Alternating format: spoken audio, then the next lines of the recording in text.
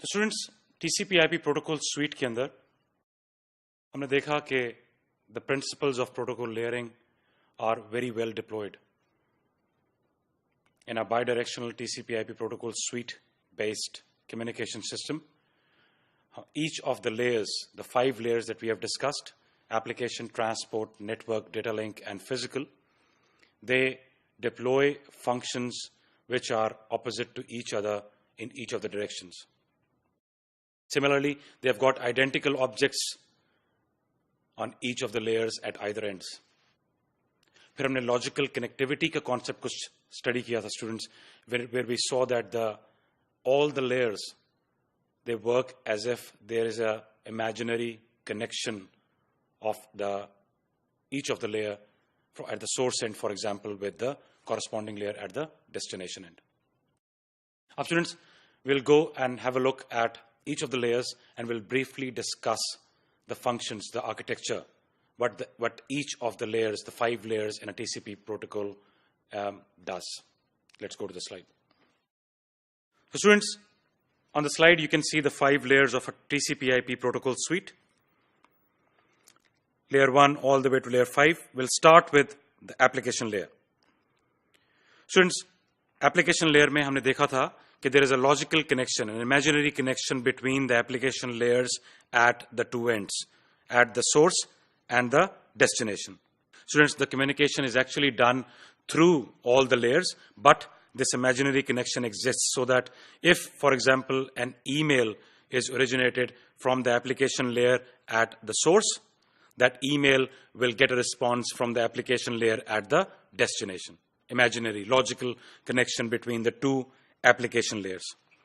The object in this layer is called as a message. This is our object. Students, Hypertext Transfer Protocol, HTTP, is used on this layer when we access the World Wide Web, when you access the internet. When you write an email, you use SMTP, the Simple Mail Transfer Protocol.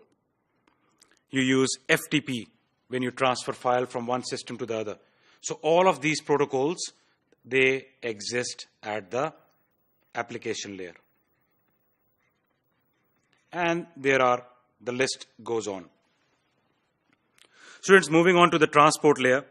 The transport layer provides services to the application layer. The transport layer, as the name indicates, is responsible for the end-to-end transport of the message.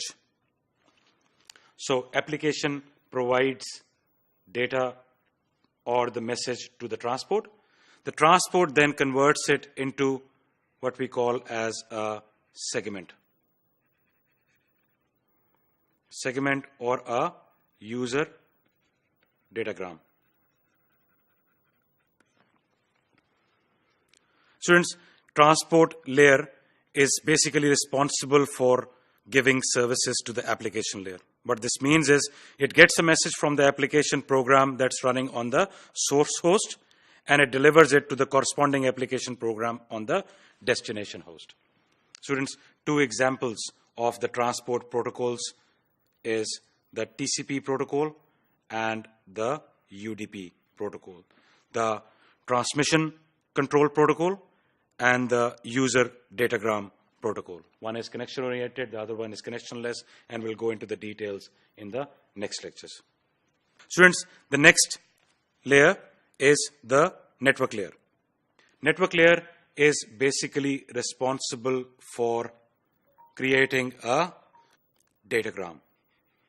The object is a datagram.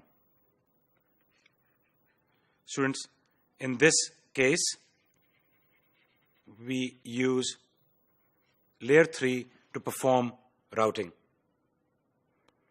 all the way from the source to the destination.